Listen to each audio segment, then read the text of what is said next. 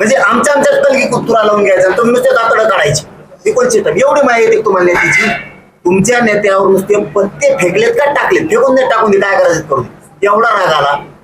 तुमचा खरा नेता अजित पवार नाही का? अजितदादा नाही त्यांच्या मायामाया उजाड्यात त्यांच्या तर कुळापर्यंत गेले.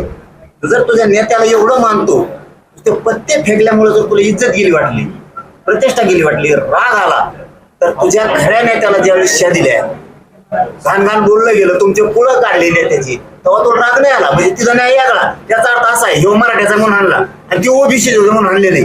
ही बदल करायला तुम्ही म्हणजे तुम्हाला करायचंच का मग? तुम्हाला करायचंच का मग असं आणि तुम्हाला खेळायचं ठरवायचंच का मग शेवटी? म्हणजे तटकऱ्यांच्या मनात या राज्यात पुन्हा रक्तपात घडून आणायचा आहे असं तयारी का मग करायचंच का? आम्ही प्रत्येक वेळेस संयमाने घेतो शांततेने घेतो म्हणजे आमच्या काय हात काय गांडीत गेलेलं नाही. ते मी चुकीचं बोलत नाही. शेतकऱ्याचं पोरग आहे आमच्या कुठेतरी काळजाला लागतंय. तुमच्या नुसते पत्ते फेकले तर तुम्हाला एवढा राग आला. आम्ही संयमाने घेतोय म्हणजे लढाईचं कमी केलं असं समजू नका आम्हाला.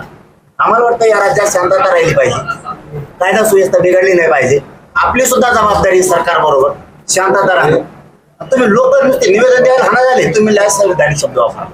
आम्ही त्या व्हिडिओ बघितलं कुठंच नाही वाटलं आम्हाला असं झाले चूक आमच्या पोराची कुठं संविधानिक शब्द आहे तिथं. आणि ज्यांनी आहे संविधानिक वापर आहे त्यांच्याबद्दल काय बोलत नाही तुम्ही म्हणजे ते तुमचे आणि ह्यो नेता इथं आलेला तुमचा आहे आणि याच्यावर पत्ते टाकले म्हणून राग आला. आणि जे अजित पवारांनी तुम्हाला मोठं केलं किंवा नेता नाही त्याच्याबद्दल तुम्हाला काही वाईट वाटत नाही.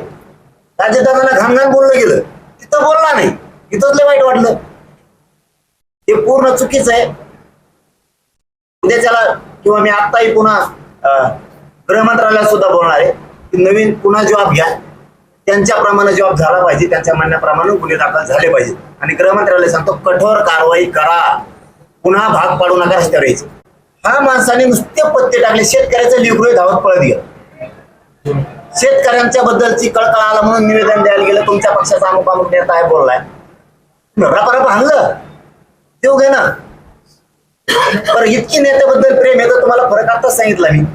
तुमच्या अजित दादाला तर शिवाय दिल्या हो घाणघाण कुळच काढलं सगळं तिथं नाही माया आली. ती तो हे होती आणि ही तो आणा होता ह्यो मराठ्याचा होता ह्योच ना.